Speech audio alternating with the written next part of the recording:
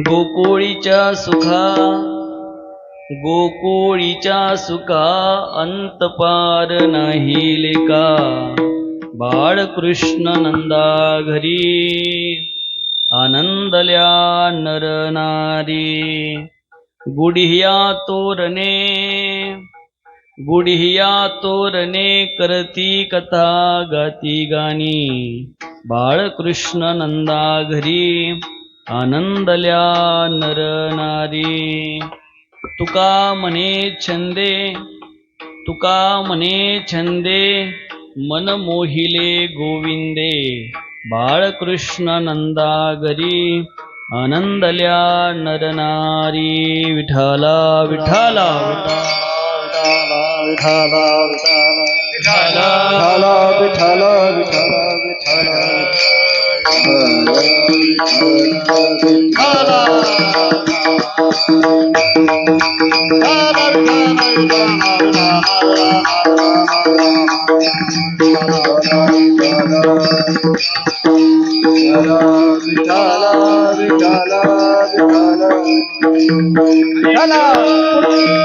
श्री ज्ञानदेव तुकाराम पंढरीनाथ भगवान पाऊली ज्ञानेश्वर महाराज जगद्गुरु तुकाराम महाराज सब संतन की जय. भला भला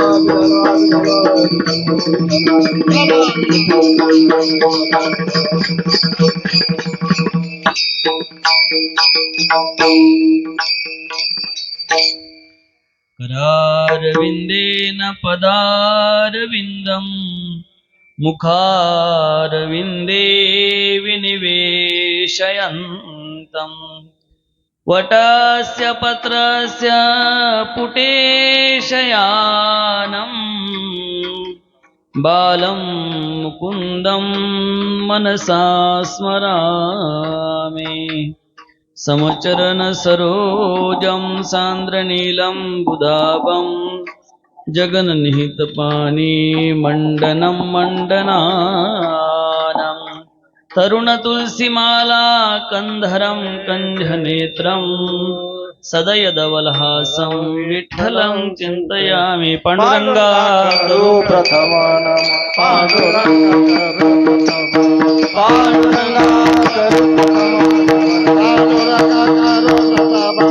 करे चरण संततिया दो करे चरण संततिया दो करे हे पांडुरंग करो प्रथम नमन करे चरण संततिया संत कृपादाने कथे गावी करो बाबा सद्गुरु दास तुका. प्रथम नमन करे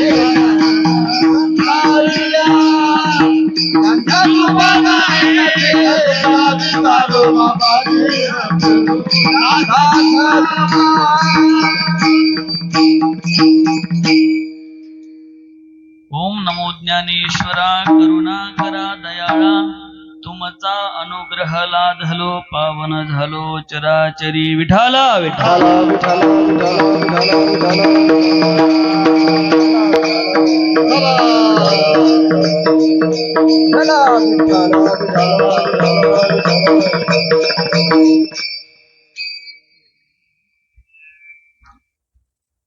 प्रस्तुत काल्याच्या प्रसंगामध्ये निवडलेला अभंग जगद्गुरु जगदवंदनीय संत श्रेष्ठ वैराग्याचे मूर्तिवंत पुतळे श्री तुकोबराय यांचा हा 4 चरणाचा अभंग आहे. आणि प्रस्तुत अभंगामध्ये जगद्गुरु संत तुकाराम महाराज यांनी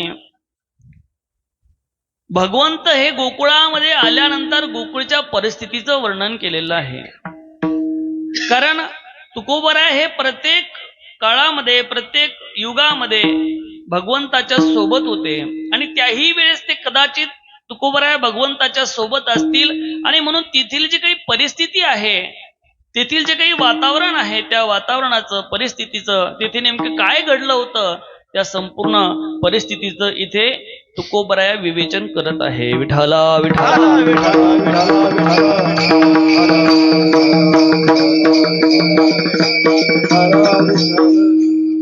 गेल्या 27 वर्षापासून किती 33 वर्षापासून चालत असलेला हा आपला अखंड हरिनाम सप्ताह आणि या 33 वर्षापासून अव्यवहितपणे हा अखंड हरिनाम सप्ताह चालू आहे. भागवत कथा असते आणि त्यानंतर रोज रात्री हरिकीर्तन हरिपाठ सकाळी काकडा असा हा रोज नित्यनेमाने मग पंगत भोजन सगळं अशा पद्धतीने हे अतिशय उत्साहाने तुम्ही 8 दिवस संपूर्ण गावकरी हा कार्यक्रम साजरा करत असता.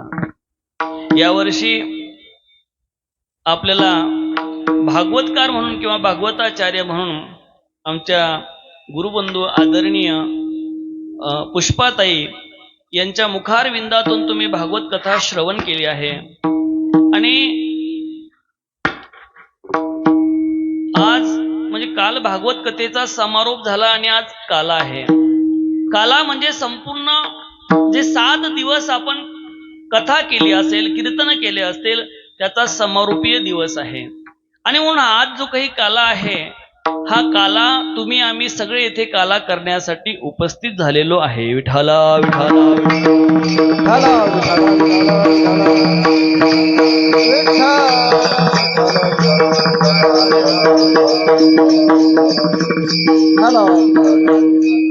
म्हणजे 7 दिवस आपण जे काही अनुष्ठान केलं आहे त्या अनुष्ठानाची फलश्रुती म्हणजे आता हा काल्याचा प्रसाद आहे आणि हा काला करण्यासाठी आपण सगळे इथे जमलेलो आहे की आज काला म्हणजे काय. आपण काल्याचा सरळ जर अर्थ केला तर आपण काहीतरी वर्णामध्ये पोळी कुचकारतो आणि त्याला आपण आपल्या भाषेमध्ये म्हणतो झाला काला. दुधामध्ये पोळी कुचकारतो आणि म्हणतो की हा काला आहे, परंतु त्याला काला म्हणता येणार नाही. तो एक लौकिकाचा काला तुम्ही म्हणू शकाल, परंतु काला जर करायचा असेल तर त्या काल्यामध्ये काय असलं पाहिजे. काल्याचा एक वेदांताच्या दृष्टीने जर विचार केला तर जीव आणि शिवाचं एकत्व म्हणजे काला. विठाला विठाला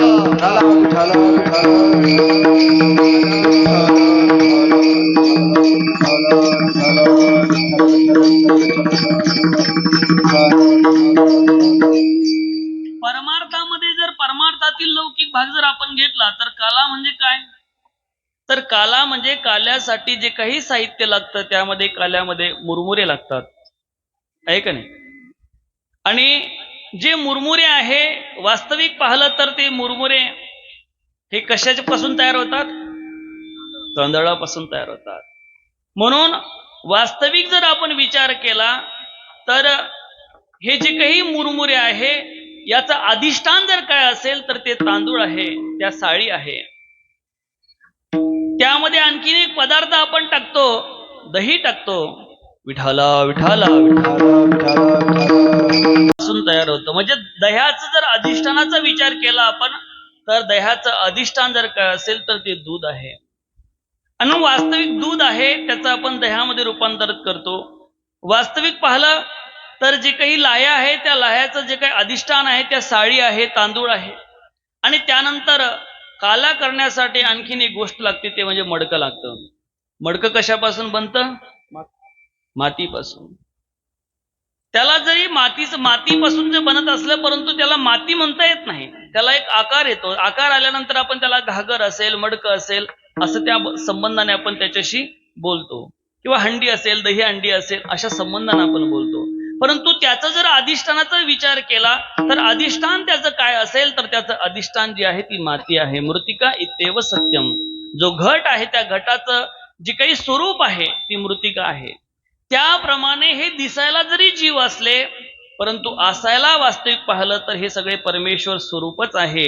म्हणून जे काही परमेश्वर स्वरूप आहे शिव स्वरूप आहे त्या शिवाचं आणि जीवाचं एकत्व करणं म्हणजे कला. विठाला विठाला विठाला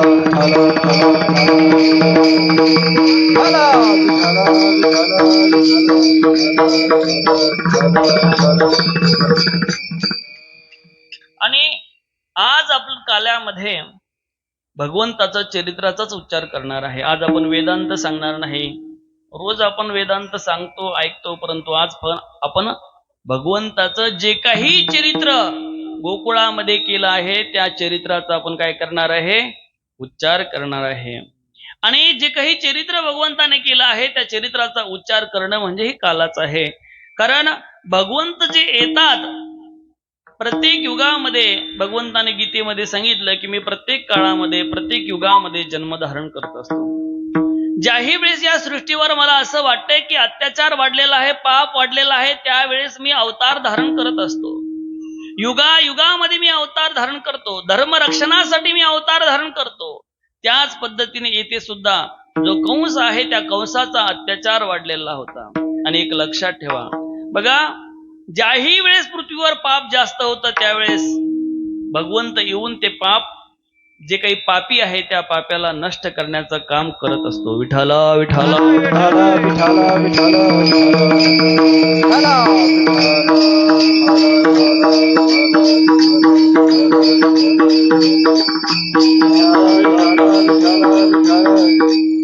आणि हा जो काही कंस होता, हा कंसाचा अत्याचार एवढा वाढला होता. त्या कंसाच्या अत्याचारामुळे सांगतात की जी काही पृथ्वी माता आहे ती ब्रह्माजीकडे गेली आणि नंतर तिने विनवणी केली. त्यानंतर त्यांनी सांगितलं की काही हरकत नाही, भगवंताकडे जा. भगवंतांनी त्यांना अभय दिला की नक्की आम्ही अवतार धारण करू. अवतार धारण करून अशा प्रकारचं आश्वासन दिलं, आश्वस्त केलं आणि सांगितलं की आता अवतार तर धारण करायचं आहे, परंतु सोबत तर कोणी लागेल ना, काही सवंगडे. मग कोण कोण माझ्या सोबत येतं? तुम्हाला माझ्या सोबत यायचं असेल तर तुम्ही येऊ शकता, माझ्या सोबत येऊ शकता. परंतु भगवंतासोबत यायला कोणी तयारच होत नव्हतं. का? पहिला तर बलराम दादाला शेष भगवंताला विचारलं की का हो, चालता का? त्यांनी सांगितलं बाबा, तुझ्या मागच्या जन्मामध्ये 14 वर्षाने झोपलो नाही मी तुझी सेवा करता करता. कारण मी लहान होतो आणि तू मोठा होता, आणि मोठा असल्यामुळे तुझी आज्ञा मला पाळणं हे अपरिहार्य होतं. म्हणून तुझी सेवा करताना 14 वर्ष मी झोपलो नाही. आता या जन्मामध्ये मी तुझ्या सोबत येणार नाही. परंतु भगवंताने सांगितलं, अरे पहिल्या वेळेस तू मोठा होता, मी मोठा होतो आणि तू छोटा होता, परंतु या जन्मामध्ये मात्र तू मोठा हो आणि मी छोटा होतो. विठाला विठाला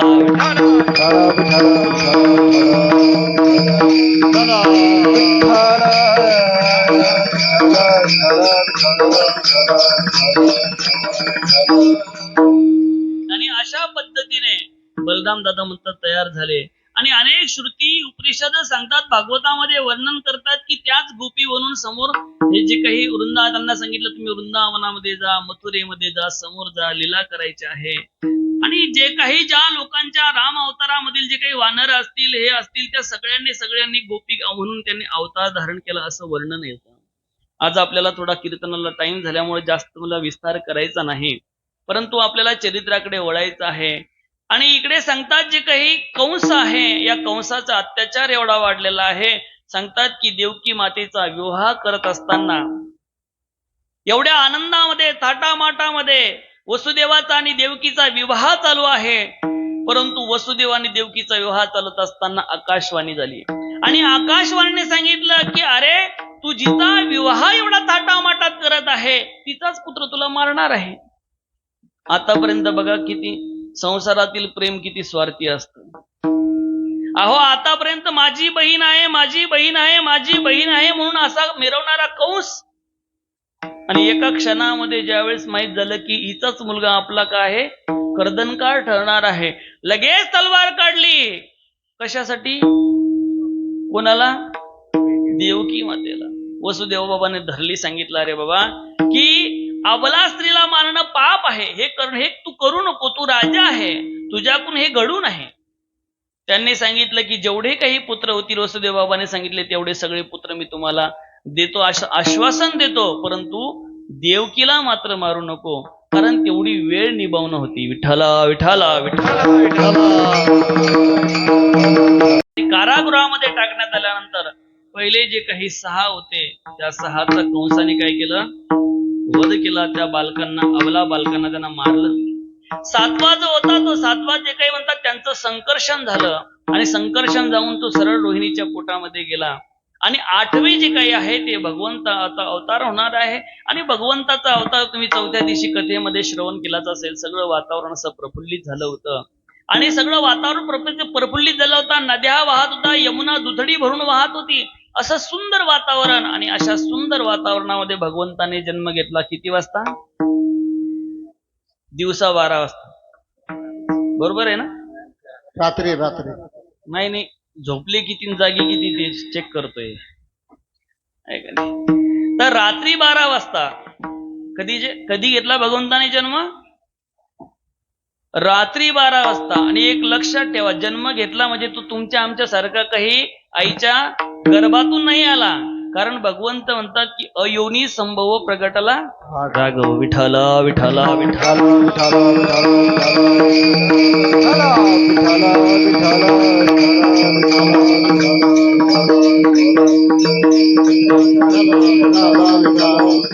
अहो, भगवंत प्रगट झाल्यानंतर भगवंत काही छोटे नव्हते. भगवंत चतुर्भुज रूपाने प्रकट झाले. देवकी माता म्हणाली, अरे जर चतुर्भुज रूपाने तू प्रकट झालाय, कोण म्हणेल की हा देवकी नंदन आहे म्हणून? कोण म्हणेल देवकी नंदन आहे? तू असं कर की छोटा हो. त्यांनी सांगितलं, मी जर छोटा झालो तर माझी संपूर्ण संरक्षणाची जबाबदारी तुमच्यावर येईल. त्यांनी सांगितलं, मग संपूर्ण संरक्षणाची जबाबदारी तुमच्यावर. त्यांनी सांगितलं, काही हरकत नाही.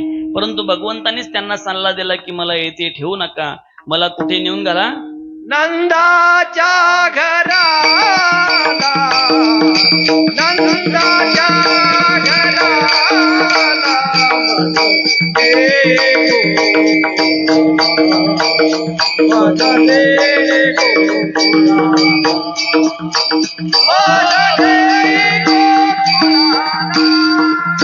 आनंदाच्या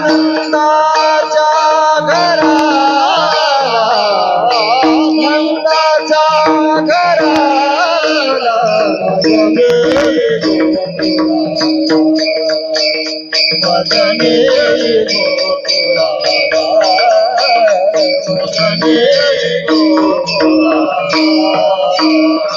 माया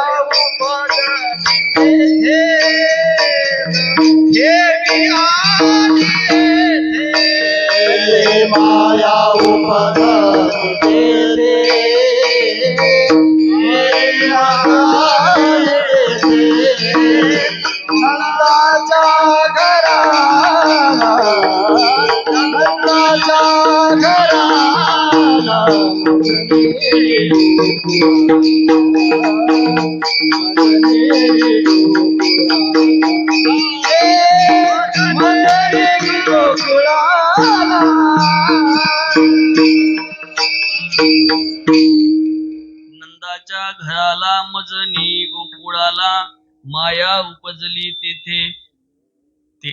माया उपजली तिथे, मला तिथे ठेव आणि मायेला येथे घेऊन ये, अशा प्रकारे. आणि सांगतात की वसुदेव बाबाने ज्यावेळेस भगवंत जन्माला आले होतात, म्हणतात त्यावेळेस सगळे बंधनं आपोआप सुटले होते. कारागृह सगळे झोपले होते, सगळे निद्रिस्त होते भगवंत जन्माला आले त्यावेळेस. आणि ज्यावेळेस भगवंत कारागृहातून बाहेर चालले त्यावेळेस पुन्हा जे काही दरवाजे बंधनं. कारण खऱ्या स्वरूपाचं जोपर्यंत आपल्याला ज्ञान होत नाही, वास्तविक पाहिलं तर भगवंत तुमच्या आमच्या प्रत्येकाच्या हृदयामध्ये आहे. सर्वस्यच्या हम हृदय सन्निविष्टो, किंवा सर्वांच्या हृदयदेशी मी अमुक आहे ऐशी, जी बुद्धिस्पुरे अहर्निशी ती वस्तुगा मी. सगळ्यांच्या हृदयामध्ये मी विराजमान आहे. मग सगळ्यांच्या हृदयामध्ये विराजमान असताना सगळ्यांना असं वाटतं का काय मी भगवंत आहे म्हणून? वाटतं? तुम्हाला वाटतं का? अहो, मी तुम्हाला सांगू राहिलो की तुम्ही भगवंत आहे ना? आहे का? मत कधी होईल तुमचं? अरे तुम्ही सगळे इथे बसलेले कीर्तनामध्ये कोण आहे? आणि घरी झोपलेले ते पण सगळे. या जगामध्ये जे काही सृष्टीमध्ये जे काही उत्पन्न झालेले जीव आहे त्या सगळ्यांमध्ये भगवंताचा अंश आहे. सगळ्यामध्ये भगवंताचा अंश आहे. परंतु सगळ्यामध्ये जरी भगवंताचा अंश असला तरी सगळ्यांना असं वाटतं का की मी भगवंत आहे म्हणून? नाही. कारण आपण असं अज्ञान धारण केलेलं आहे की मी जीव आहे, मी जीव आहे, मी जीव आहे, मी जीव आहे. आणि जीव आहे म्हणून आपण स्वतःला भगवंतापासून वेगळं केलेलं. वास्तविक पाहिलं तर जीव आणि शिवाचा एकत्व म्हणजे काला, आणि ते आपल्याला पाहायचं आहे.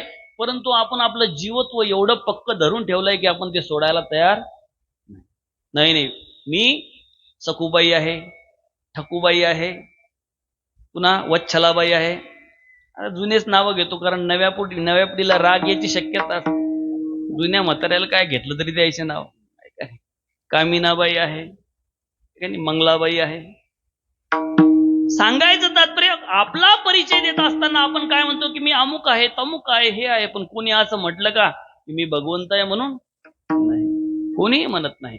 कारण आपला तसा विश्वास नाही, दृढ निष्ठा नाही. आणि जोपर्यंत दृढ विश्वास आणि निष्ठा होत नाही तोपर्यंत आत्मज्ञानही प्राप्त होत नाही. विठाला विठाला विठाला विठाला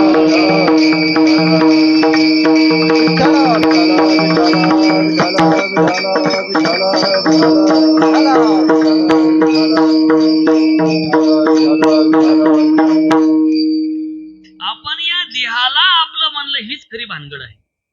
काय देहाला आपण काय म्हटलंय? माझा देह आहे, माझा आहे. पण मला सांगा, तुमचा जर असता, तुमचा जर त्याच्यावर अधिकार असता, तुम्ही ठरवलं असतं की मला नाही 100 वर्ष जगायचं, 100 वर्षानंतरच मी जाईल, असं ठरवलं असतं तुम्ही की एक दिवस सुद्धा 100 वर्षाच्या कमी चालणार नाही, मी 100 वर्ष जगील आणि 100 वर्षानंतर जाईल. परंतु असं होतं का? बरं, असं कोणी करू शकतं का? करू शकतं का? हो.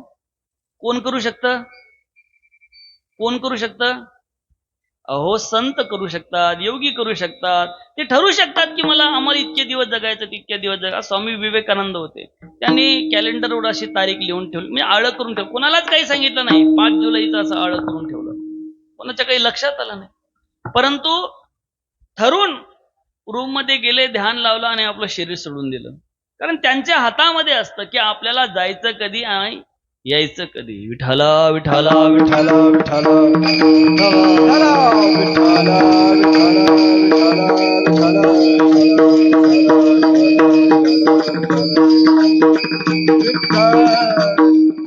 यावेळेस सांगतात की भगवंत तिथे आल्यानंतर कारागृहाचे दरवाजे उघडले होते. नंतर मग नंदबाबाने, वसुदेव बाबाने काय केलं की टोकरीमध्ये भगवंताला घेतलं आणि घेतल्यानंतर यमुना पार करत असताना तुम्हाला माहिती आहे, यमुनेला सुद्धा लालसा होती की अरे कितीतरी युगाने, कितीतरी दिवसाने हे आमचं भाग्य उदयाला आले की भगवंताचं आम्हाला काय होणार आहे? दर्शन होणार आहे.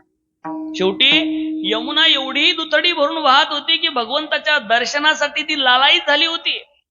भगवंताचा स्पर्श मला झाला पाहिजे. आता भगवंताचा स्पर्श व्हायचा, भगवंत कुठे आहे? टोकरीमध्ये.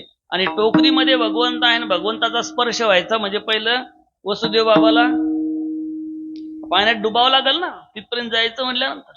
म्हणतात की वसुदेव बाबाच्या छातीपर्यंत पाणी आलं, म्हणजे जास्त विस्तार करून सांगत नाही.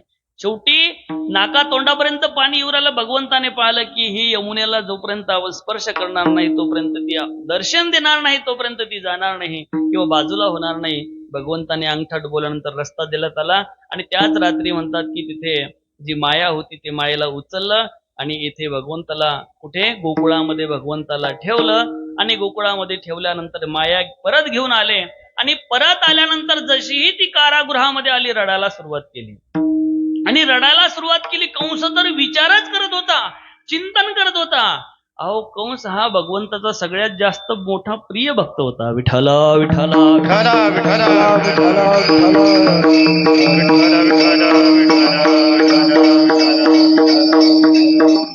अहो, शत्रू नंतर पहिला भक्त होता. तुम्ही म्हणताल महाराज आम्ही तर ऐकलंय भागवतामध्ये शत्रू होता, आणि तुम्ही म्हणता भक्त होता. भक्त कसा होता तो? भगवंत म्हणतात तुम्ही कोणत्या तरी मार्गाने माझ्याकडे या, फक्त माझं चिंतन करा.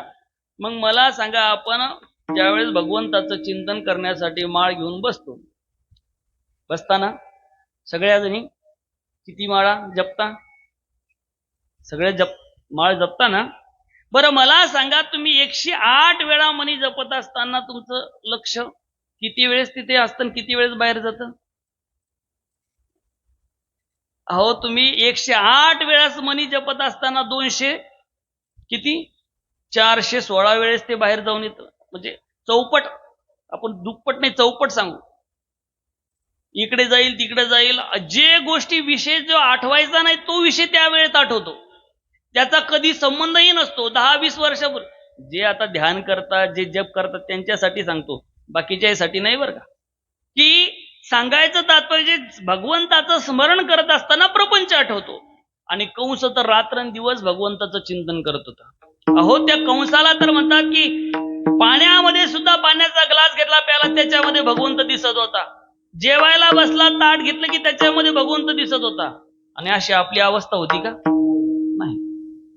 त्याला सगळीकडेच भगवंत दिसत होता, सगळ्यामध्येच भगवंत दिसत होता. मग कंस भक्त आहे का शत्रू आहे? हा? कोण आहे? कोण आहे? भक्त आहे का शत्रू आहे? भक्त नाही भक्त. विठला विठला विठला विठला विठला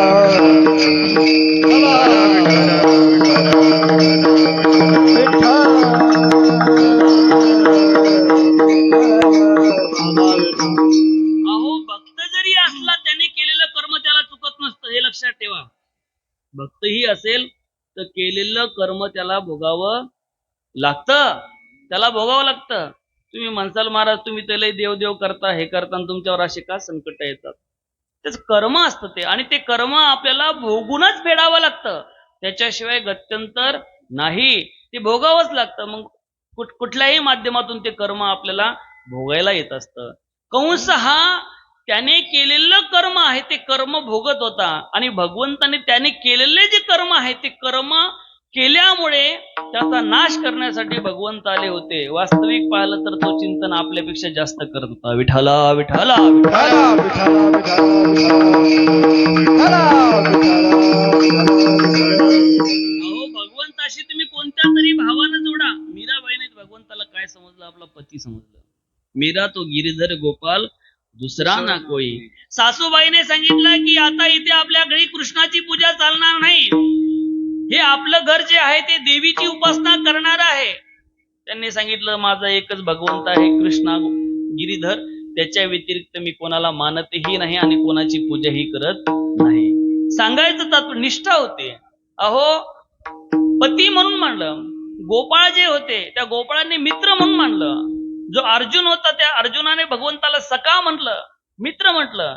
त्यानंतर ज्या गोपिका होत्या गोपिकाने त्याला आपला प्राण सखा प्रियकर ठरवलं. परंतु कोणत्याही माध्यमातून तुम्ही भगवंताशी संबंध जोडा, तुम्ही भगवंत तुमचे झाल्याशिवाय राहणार नाही. विठला विठला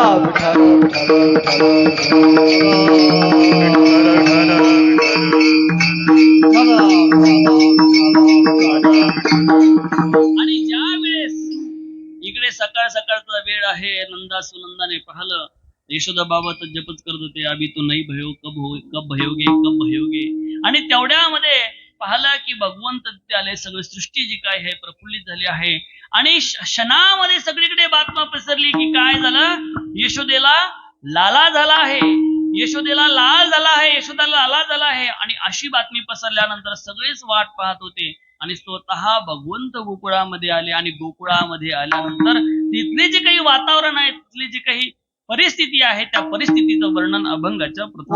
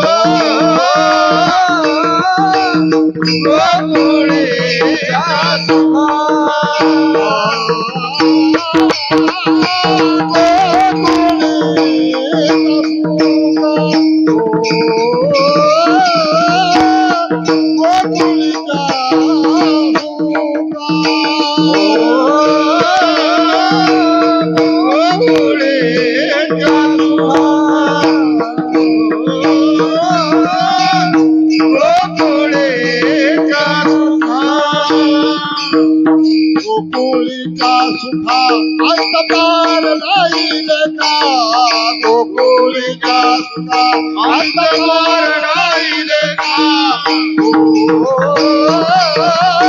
काळकृष्ण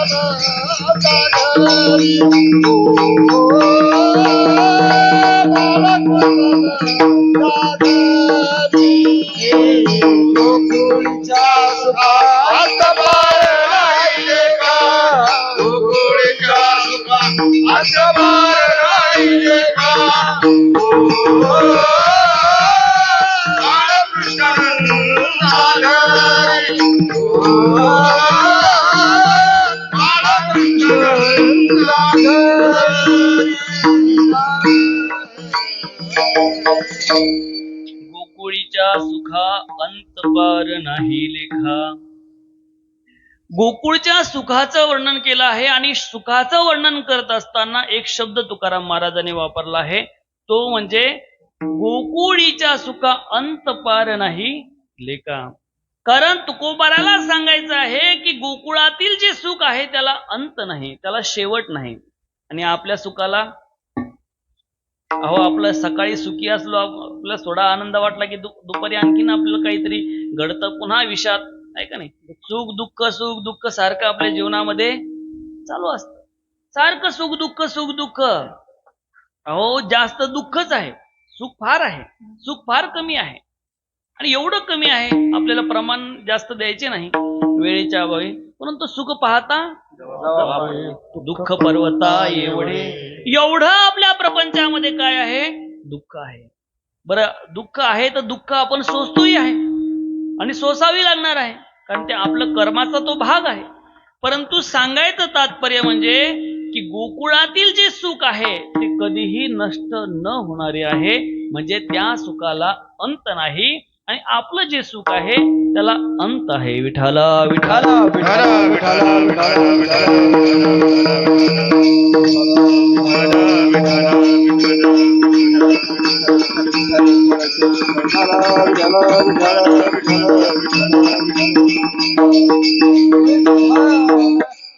अहो गोकुळामध्ये असं वातावरण तयार झालं. भगवंत ज्यावेळेस गोकुळामध्ये आले, सगळेचे सगळे प्रफुल्लित, सगळ्यांचे चेहरे हर्ष. अहो एवढंच नाही, तेथील वृक्ष वेली लता झाड झुडपे, अहो एवढंच नाही, गायी असेल, सगळं वातावरण तिथल्या सगळेच्या सगळे प्रसन्न झाले, कारण भगवंत तिथे आले होते.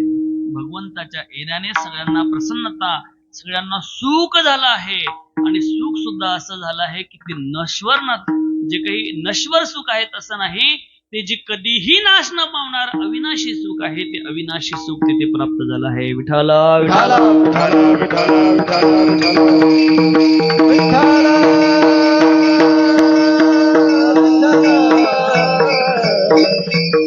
हळूहळू सगळीकडे बातमी पसरली, अरे नंद घर आनंद भयो जय कन्हैया, नंद घर आनंद भयो जय कन्हैया लाल की, जय कन्हैया लाल की. ओ नंद घर आनंद भयो जय कन्हैया लाल की, नंद घर आनंद भयो जय कन्हैया लाल की, जय कन्हैया लाल की, जय यशोदा लाल की, जय कन्हैया लाल की, जय यशोदा लाल की, जय कन्हैया लाल की, जय यशोदा लाल की, जय कन्हैया लाल की, जय यशोदा लाल की. नंद घर आनंद भयो जय कन्हैया लाल की, नंद घर आनंद भयो जय कन्हैया लाल की, नंद भयो जय कन्हैया लाल की, नंद भयो जय कन्हैया लाल की. हाथी घोड़ा पाल की जय कन्हैया लाल की, हाथी घोड़ा पाल की जय कन्हैया लाल की, हाथी घोड़ा पाल की जय कन्हैया लाल की, हाथी घोड़ा पाल की जय कन्हैया लाल की. नंद घर आनंद भयो जय कन्हैया लाल की, नंद भयो जय कन्हैया लाल की, नंद घर आनंद भयो जय कन्हैया लाल की, नंद भयो जय कन्हैया लाल की.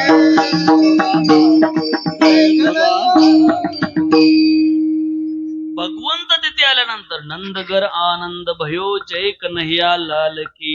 अहो भगवंताला पाहण्यासाठी गोपिका येऊ लागल्या, आणि आल्यानंतर भगवंताला पाहिल्यानंतर, भगवंताचं स्वरूप पाहिल्यानंतर त्यांना एवढा आनंद झाला, एवढा आनंद झाला. त्या आनंदाचं वर्णन अभंगाच्या दुसऱ्या चरणात. बाळ कृष्ण नंदा हरी, बाळ कृष्ण नंदा हरी, बाळ कृष्ण नंदा हरी, बाळ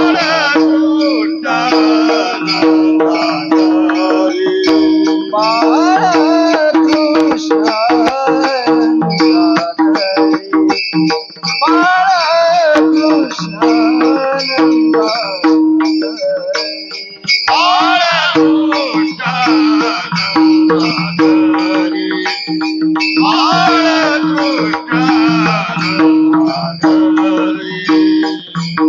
आनंदल्या नर नारी आनंदला नर नारी बाळकृष्ण नंदारी बाळकृष्ण नंदारी आनंदल्या नर नारी आनंदल्या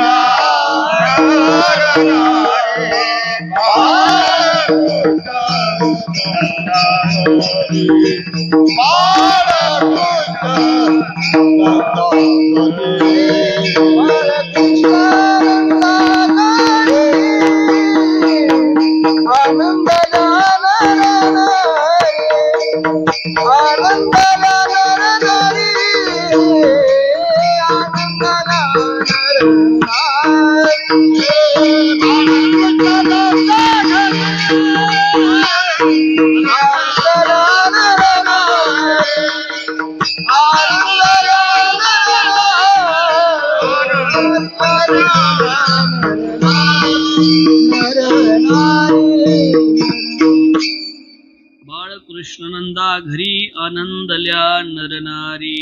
अहो कन्हैयाला पाहून एवढा आनंद त्यांना झाला. आणि खरा आनंद तोच आहे की ज्यावेळेस भगवंताला तुम्ही आपलं करून घ्याल.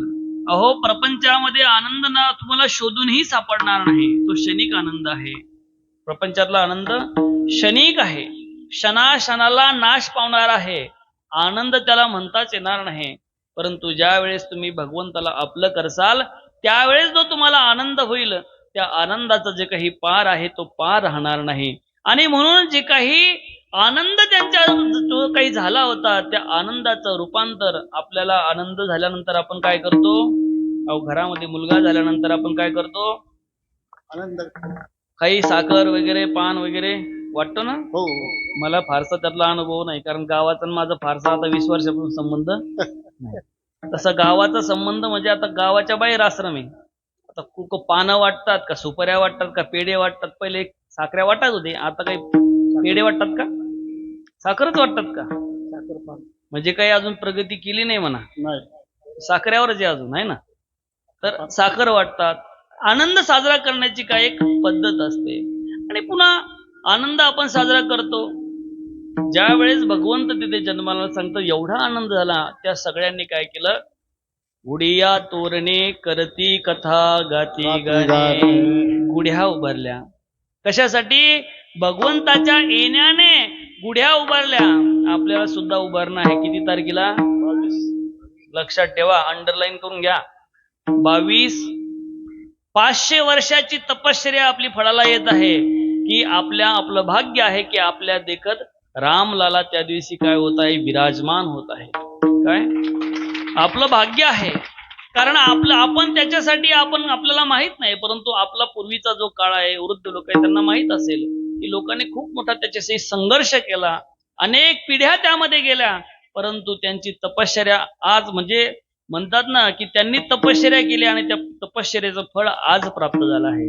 म्हणून जसे आपण दिवाळी साजरी करतो त्याच पद्धतीने तो दिवस सुद्धा आपल्यासाठी दिवाळीपेक्षा कमी नाही. विठाला विठाला विठाला विठाला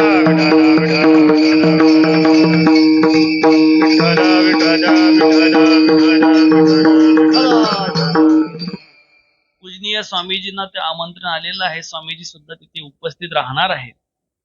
आणि आम्ही सुद्धा आश्रमामध्ये संपूर्ण आमचं पळसखेड गाव असेल सगळ्या मिळून आम्ही तो आनंद साजरा करण्याचं ठरवलेला आहे. आश्रमामध्ये सुद्धा आम्ही त्या दिवशी दिवाळी साजरी करणार आहे. कार्यक्रम करणार आहे. दिवसभर भरगच्च कार्यक्रम राहील. तो दिवस म्हणजे आपल्यासाठी दिवाळीपेक्षा कमी नाही. म्हणून सांगायचं तात्पर्य म्हणजे की आपण ही लक्षात ठेवलं पाहिजे. 22 जानेवारीला आपलं कर्तव्य आहे. जे काही हिंदू धर्म आहे मानणारे आहे. कारण काही हिंदू धर्मामध्ये असून न मानणारे सुद्धा असतात. मानणाऱ्यासाठी सांगतो. हे भाग्याचा आपला दिवस आहे. विठ्ठल विठ्ठल.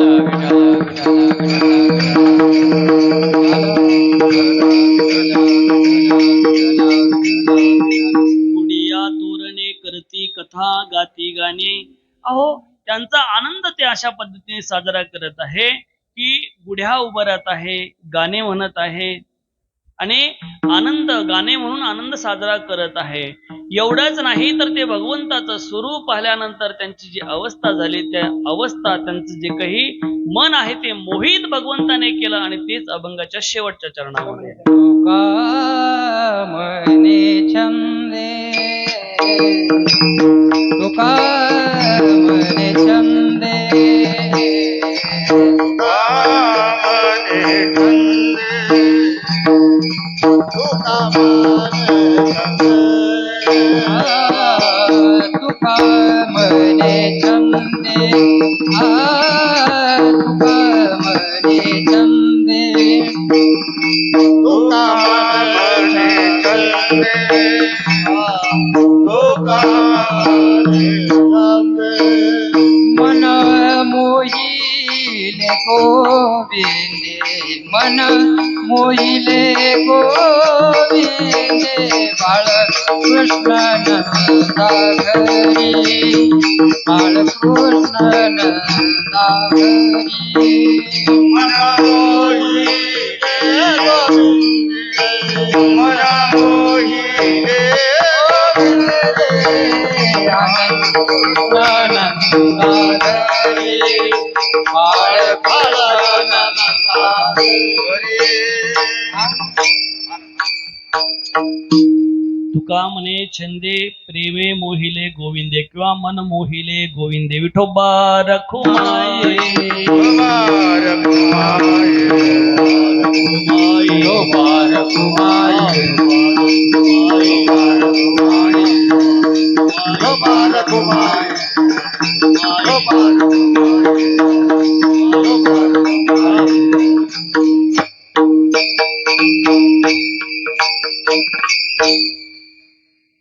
भगवंताचं चरित्राचा उच्चार आपल्याला आता करायचा आहे. बघा भगवंत तिथे नंद बाबाच्या घरी आल्यानंतर तुम्हाला सांगितलं की तिथले जे वातावरण आहे की गुडिया तोरणे करती कथा गाती गाणे किंवा तुका म्हणे छंदे प्रेमे मोहिले गोविंदे किंवा मन मोहिले गोविंदे, अशा पद्धतीने सगळ्यांना मोहित करणार ते भगवंताचं स्वरूप होतं. आणि सांगतात की आता भगवंत हळू वाढायला लागले. अहो भगवंत जसे जन्माला आले तसे भगवंताचे शत्रू सुद्धा सोबतच आले, नाही का नाही. इकडे कंसाने काय केलं, कंसाने मिटिंग घेतली, अरे माझा जो काही आठवा, इकडे त्या योग मायाने सांगितलंच होतं ज्यावेळेस ती मारायला गेला त्यावेळेस सांगितलं, अरे तुझं लागी वधी जन्माला मजा आधी, अरे माझ्या अगोदर तो जन्माला आलेला आहे. कंस घाबरून गेला होता आणि घाबरून गेल्यामुळे जो कंस आहे त्या कंसाने सांगितलं की आता तो जन्माला आला आहे, त्याला मारेल कोण. पुतना मावशी तयार झाली, पुतना मावशी आली आणि पुतना मावशी जी आहे ती पुतना मावशी म्हणतात की असं रूप धारण केलं. कसं रूप धारण केलं तिनं, नामा म्हणे आली नंदाचिया घरा, स्वरूप सुंदरा देवांगना, असं सुंदर रूप धारण केलं. वास्तविक पाहिलं तर ती राक्षसिनी असून सुद्धा तिनं असं सुंदर रूप धारण केलं की कोणाला असं वाटेल की हे आपले कोणीतरी आपल्या जवळची, असं मन मोहित करणारं तिचं रूप होतं. आणि यशोदा मातेकडे आले. यशोदा मातेला माहित होतं की अरे कितीक जरी भेटायला येत आहे त्यांना सगळ्यांना आनंद झालेला आहे, म्हणून सांगतात यशोदा मातेने काही हरकत नाही कन्हैयाला भेटा. परंतु सांगतात की कन्हैयाकडे ज्यावेळेस ही पुतना मावशी आली, कन्हैयाने डोळे लावून घेतले होते. भागवतामध्ये तुम्ही त्यांचं ऐकलं असेल की का लावले डोळे, कशासाठी लावले, विस्तृत तुम्ही ऐकलं असेल की का डोळे लावले. कारण पुतना ही लोक बाल घातनी होती आणि बाल घातनी जी आहे, आतताई जी आहे, तिला भगवंताला पाहायची इच्छाच नव्हती आणि इच्छा नसल्यामुळे भगवंताने म्हणतात डोळे लावून घेतला. दुसरे अनेक कारण सांगितले आहे की भगवंत निष्पाप, एक लहान बालक आहे, निष्पाप बालकाला मारण्याचा हा जी काही प्रयत्न करत आहे, ही जी काही पापी प्रवृत्ती तिची आहे, त्याच्यामुळे भगवंताने म्हणतात डोळे लावून घेतले. भगवंताला तिला पाहायचं नव्हतं. आणखी कारण सांगतात की माया ही भगवंता समोर टिकू शकत नाही आणि तिने मायावी रूप धारण केलं होतं. कदाचित भगवंताने डोळे उघडले असते ती तिच्या स्वरूपामध्ये आली असती आणि सगळे यशोदा मात्या आधी सगळे त्याला घाबरून गेले असत्या. म्हणून भगवंताने डोळे लावून घेतले. सांगतात की ज्यावेळेस त्या पुतनेने भगवंताला घेतलं, आपल्या मांडीवर घेतलं, आणि मांडीवर घेतल्यानंतर ज्यावेळेस आपल्या स्तनाला तिने विष लावून आणलं होतं, आणि विष सुद्धा असं होतं की ते विष ते क्षणात माणसाला मारणार होतं. एवढं हलहल नावाचं ते विष होतं. म्हणतात की एवढं विष खतरनाक होतं.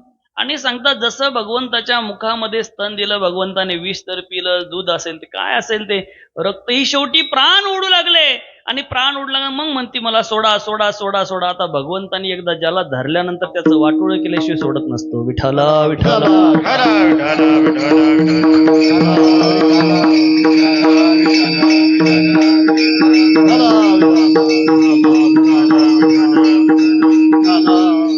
अहो भक्ताचा प्रपंचातून पहा तुकोबरायाच्या जीवनामध्ये काय होतं, काय संसार, धड संसार होता का?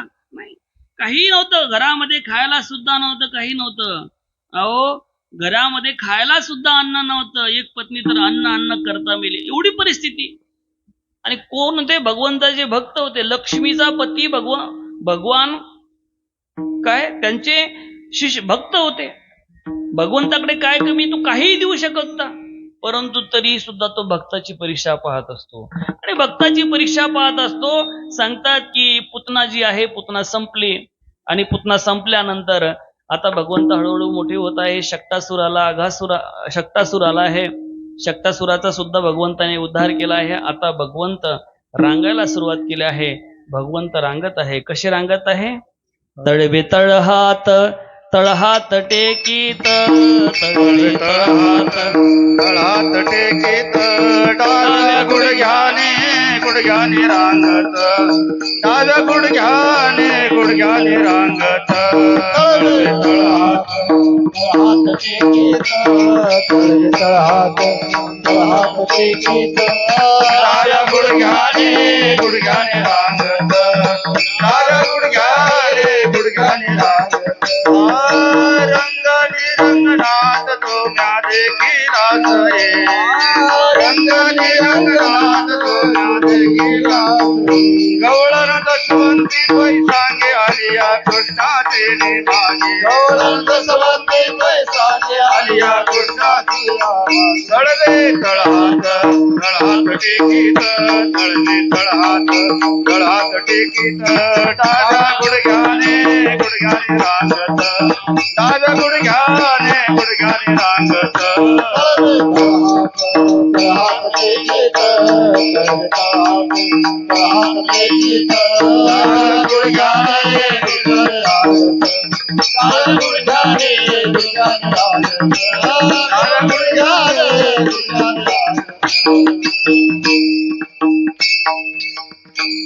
कन्हैया रांगायला लागले. कसे रांगायले? तळवे तळहात टेकीत, डाव्या गुडघ्याने रांगत. कन्हैया रांगायला सुरुवात झाली आहे. आणि हळूहळू आता कन्हैया खायला लागले आहे. माखन मिश्री खायला लागले, थोडे मोठे झाले आहे. वेळ नसल्यामुळे आपल्याला आता थोडं लवकर आता या चरित्राकडे जायचं आहे. भगवंत मोठे झाले, मित्रमंडळी तयार झाली, छोटे छोटे सगळी मित्रमंडळी. आणि एक मिटिंग भरली. आणि मिटिंग मध्ये भगवंताने त्यांना प्रश्न केला, अरे मी बघा कसा गुबगुबीत आहे, आणि तुम्ही सगळे असे वाळले, जणू काही वार आलं तर उडून जासाल. अरे काही खाया प्यायला? अरे तुमच्या घरी प्रत्येकाच्या घरी गायी आहे, प्रत्येकाच्या घरी दूध, दही, माखन, मिश्री सगळं तयार होतं. त्यांनी सांगितलं होतं तयार, पण ते आमच्यासाठी थोडं होतं. ते कुठं जातं? मथुरेला जातं. आमच्यासाठी काय? फक्त ताक आहे का नाही? तुम्ही काय देता पोराला? अरे पैसा काही सोबत येत नाही. घरी खाजा, नंतर उरलं तर मग विठाला विठाला विठाला विठाला विठाला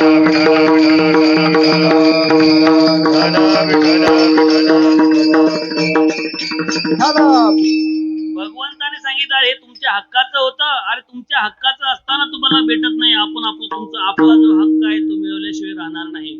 मग म्हणाले ठीक आहे. या सगळ्यांना असं वाटलं की आता भगवंताच्या घरी 9 लाख गायी आहे. किती? 9 लाख गायी आहे. आता 9 लाख गायी आहे. भगवंत म्हणतात देत आहेत की आता आपल्याला उद्यापासून भगवंताच्या घरीच आपली व्यवस्था होईल असं त्या सगळ्यांना. आता भगवंत काय कमी हुशार आहे का? चतुरा तो शिरोमणी गुण लावण्याची खाणी. अहो चतुर आहे तो. त्यांनी सांगितलं मी माझ्या घरचं थोडं तुम्हाला देणार आहे, तुम्हाला तुमच्याच घरचं आणि मी तुमच्या सोबत आहे का नाही. माझंही भागतं बाहेरच्या बाहेर आहे का नाही. सांगितलं आपल्याला चौर्य मंडळाची स्थापना करायची. म्हणे बाबा चोरीचं काम हे बरोबर नाही. भगवंताने सांगितलं नाही नाही, अरे हक्काची गोष्ट असेल तर चोरी करून खाल्ली तर काय हरकत आहे का नाही. आपलं आहे ते, आपलं आहे, आपलं हक्काची गोष्ट आहे. त्यांनी सांगितलं बाबा आमच्या घरी जर माहीत झालं ना की आम्ही चोरी करतो, आमचं तुझ्यासारखं नाही, तू एक झालं आहे आणि नंदबाबाचा यशोदे मातेचा तू आहे लाडका, पण तो आमची घरी काही खैर होणार नाही. त्यांनी सांगितलं काही हरकत नाही. चौर्य मंडळ स्थापना केली. स्थापना केल्यानंतर मग त्यांनी सांगितलं की अशा पद्धतीने माती आणा. कशासाठी.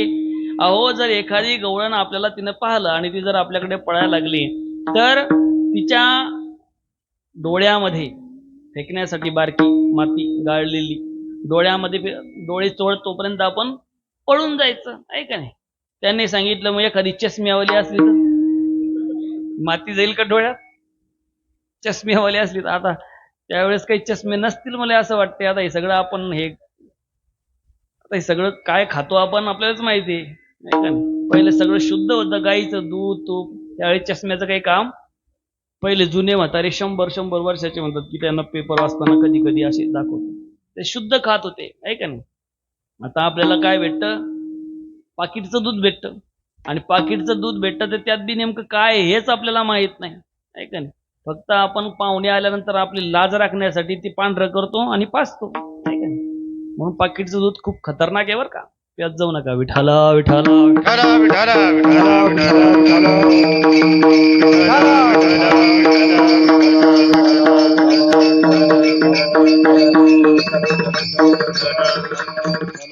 एखादा दुकानदार असेल गांगलगावात तो म्हण महाराज आमचा धंदा बसवता का तुम्ही.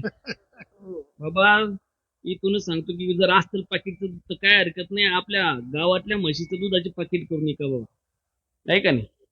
नाही तर म्हणतील किंवा दुकानदार रामेश्वर महाराजांना आपला धंदाच बसवला कीर्तनातून सांगून आहे का नाही. तर असो सांगायचं तात्पर्य सांगितलं की असली चष्म्यावाली तर मग काय करायचं, ते गोखरं असतात ते गोखरं टाकायचे. गोखरं टाकल्यानंतर तिच्या पायातले काढूसतर आपण पळून जायचं आहे का नाही. पुन्हा एकाने शंका केली मग चपला घालला असलं तर मग आहे का नाही. त्यांनी सांगितलं अरे चपला सगळ्यांनीच घातल्या नसतील किंवा एका जिने चपला घालायला तिने चष्मा घालेला नसेल आहे का नाही. मग गोखरं सांगितलं. पुन्हा एक काठी सांगितली. काठी कशासाठी. अंधारामध्ये त्यावेळेस काही लाईट होती का नाही, दिवे असायचे. पण दूध नेमकं भांड कुठं ठेवलं आहे ते पायासाठी. मग काय करायचं, त्या काठीने काय करायचं, लंब्या काठीनं असं पाहायचं आणि मारून पाहायचं. दुसरं एक म्हणजे जर मडकं रिकामं असेल तर ते कसं वाजतं, टणकन वाजतं. आणि भरलेलं असेल तर तुम्हाला माहिती आहे, तर भरलेला असेल तर त्याचा आवाज वेगळा आणि रिकामा असेल त्याचा आवाज वेगळा. म्हणून त्याच्यासाठी काठी घ्यायची आणि सगळ्यांना असं प्लॅन करा. रोज चोऱ्या सुरू झाल्या. हळूहळू ही गँग बदनामी झाली. बदनाम म्हणजे ही चोरी करणारी गँग आहे आणि याचा कॅप्टन कोण आहे, हा 5 वर्षाचा कृष्ण भगवान. विठाला विठाला विठाला विठाला विठाला विठाला विठाला विठाला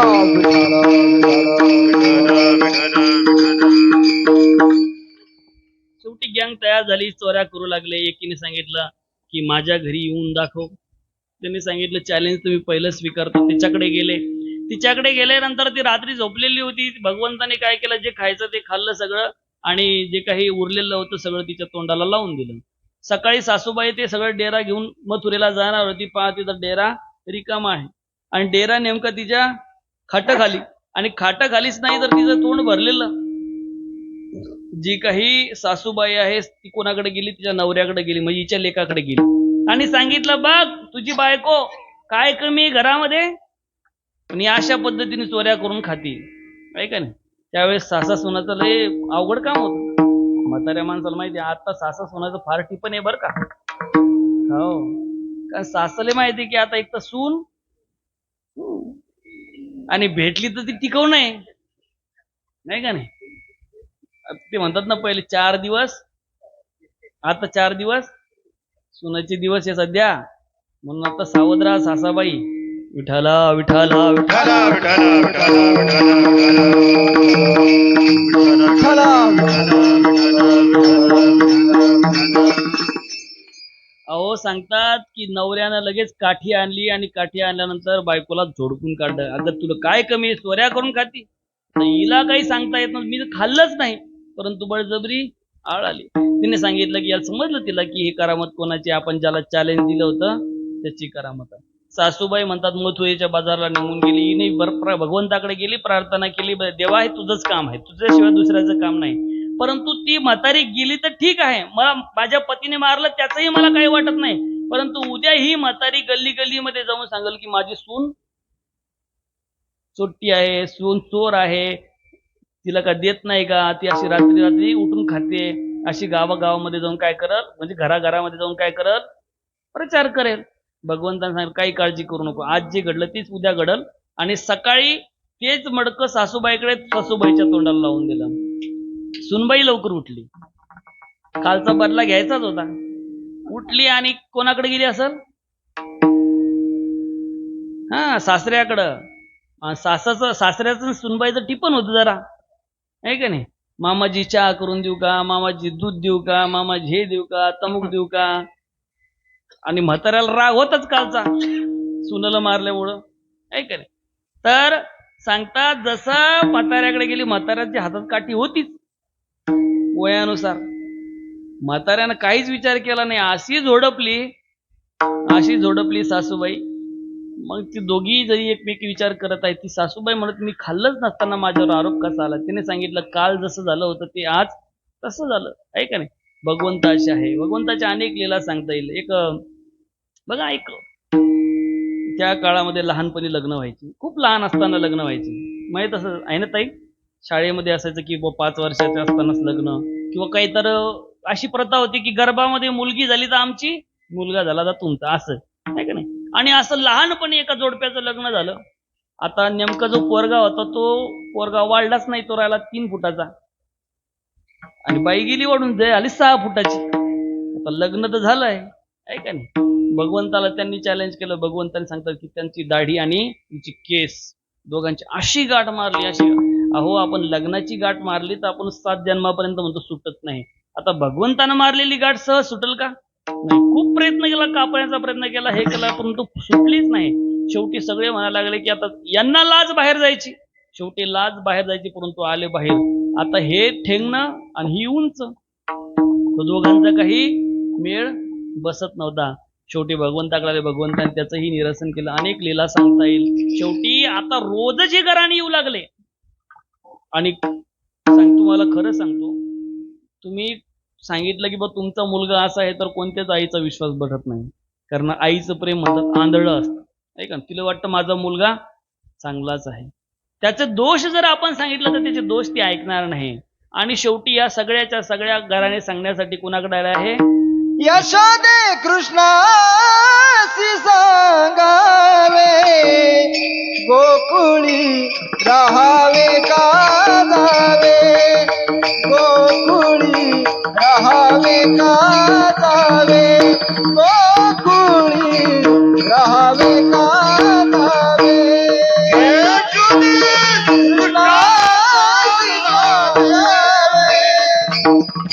राहावे का जावे, गोकुळी राहावे का जावे, गोकुळी राहावे का जावे.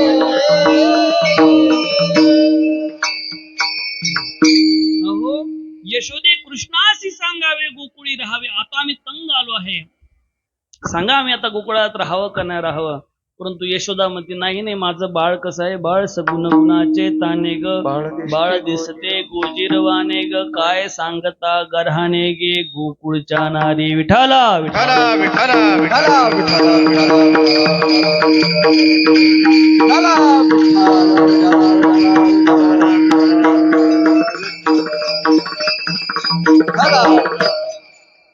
अरे माझं जे काही बाळ आहे तुम्ही सांगता आहे, परंतु त्यांनी सांगितलं पकडून आणून दाखवील. एकी जणांनी सांगितलं पकडल्याशिवाय तो याकडे येणार नाही. आणि भगवंत खरोखर पकडल्या गेले. आणि पकडल्या गेल्यानंतर हात धरल्यानंतर भगवंत म्हणे जाऊ दे ग, एवढ्या वेळेस आता पुन्हा तुझ्या घरी येणार किंवा नाही. तर यशोदे म्हणते, सुद्धा म्हणते ना की माझं बाळ असं आहे, माझं तसं आहे, आता पकडून दाखवलं, आता घेऊन जाते भगवंताकडे. आणि यशोदेकडे आणि घेतलं. भगवंत प्रार्थना करत जाऊ दे जाऊ दे जाऊ दे, परंतु ती ऐकायलाच तयार नाही. शेवटी 1-2 वेळेस भगवंताने तिला प्रार्थना केली, ऐकलं नाही. शेवटी भगवंताने काय केलं की भगवंत कधी नव्हतं तिच्या हातातून सुटून गेले आणि तिचा नवराच भगवंत होऊन गेले. आता नवरा भगवंत, आता भगवंत सगळे झाले. ऐका, भगवंत नवरा होऊन गेला. सगळं गाव पाहायला लागलं की नवऱ्याची फजिती चालली आहे. तिनं वांग पाहिलं की तिला कोण दिसायचा? कृष्ण दिसायचा. आणि गावकऱ्याला कोण दिसायचा? तिचा नवरा. लोक म्हणे बायकोनं काय नवऱ्याला ओढत चालवलं, कुठं चालवलं सगळं गाव त्याच्या मागे. आणि तिथे गेल्यानंतर मग हाक मारली, यशोदे बाहेर ये, बघ तुझं कार्ट पकडलं, आज तुझं समोर उभं केलं आहे, बघ तुझं कार्ट. त्या तेवढ्यामध्ये भगवंत यशोदेच्या मागून भगवंत पाहायला लागले की कोण गवळण इकडे आली आहे. जेव्हा भगवंताकडे यशोदेच्या मागे भगवंताला पाहिल्यावर मग पाहते आपल्या हातात कोण आहे, तर आपले पती आहे का नाही. सांगायचं तर भगवंताच्या अनेक लीला सांगता येतात. शेवटी भगवंताच्या खोड्या करत म्हणून भगवंताला आता गायी चारण्यासाठी भगवंताची वासरे चारण्याची ड्युटी भगवंताची दिली. गाई गोपाळ सौंगडे वना, गाई गोपाळ सौंगडे वना, गाई गोपाळ सौंगडे वना वना वना, गाई गोपाळ सौंगडे वना, गाई गोपाळ सौंगडे वना, गाई गोपाळ सौंगडे वना, गाई गोपाळ सौंगडे वना, गाई गोपाळ सौंगडे वना, गाई गोपाळ सौंगडे वना, गाई गोपाळ सौंगडे वना, गाई गोपाळ सौंगडे वना, गाई गोपाळ सौंगडे वना, गाई गोपाळ सौंगडे वना. माझे कृष्ण कन्हैया आता गायी वळण्यासाठी जात आहे.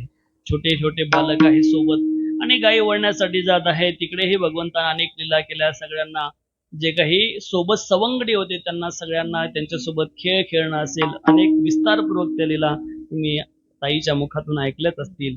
आणि अघासुर जो आहे त्या अघासुराचा वध केला. अघासुराचा वध केल्यानंतर म्हणतात ब्रह्माजीने म्हणतात की सगळे गोपाळ वर घेऊन गेले होते. अहंकार झाला होता आणि भगवंत अहंकाराचा दमन करणारा आहे. आणि अहंकार झाला तर ब्रह्माजीचा अहंकार सुद्धा शांत केला. सांगतात की एक दिवस सगळ्यांनी ठरवलं की आज आपल्याला काय करायचं आहे, काला करायचा आहे. सगळ्यांनी आपापल्या घरच्या शिबिरा घेऊन या, आपल्याला आज काला करायचा आहे. आणि सगळ्या गोपाळाने काल्याचं सामुग्री जमा केली आहे. आपल्याला सुद्धा आता काला पाहायचा. एकदा माऊलीचं भजन, नंतर काल्याचा अभंग. ज्ञानेश्वर माऊली माऊली ज्ञानेश्वर माऊली माऊली ज्ञानेश्वर माऊली ज्ञानेश्वर माऊली माऊली ज्ञानेश्वर माऊली ज्ञानेश्वर माऊली.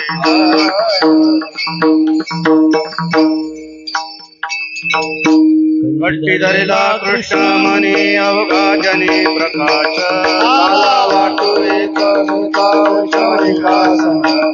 वाकुलिया ब्रह्मादिका उत्तम लोका दातु, काला वाटुका वैष्णविका तुका मनी भूमंडळी आम्ही बळी विरगाडी, काला वाटुका वैष्णविका संगम.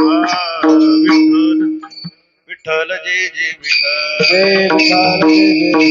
जय विठ्ठल, जय जय विठ्ठल, जय जय विठ्ठल. बोलिले गुरे वेडे वाकुळे नाही विचारी राजी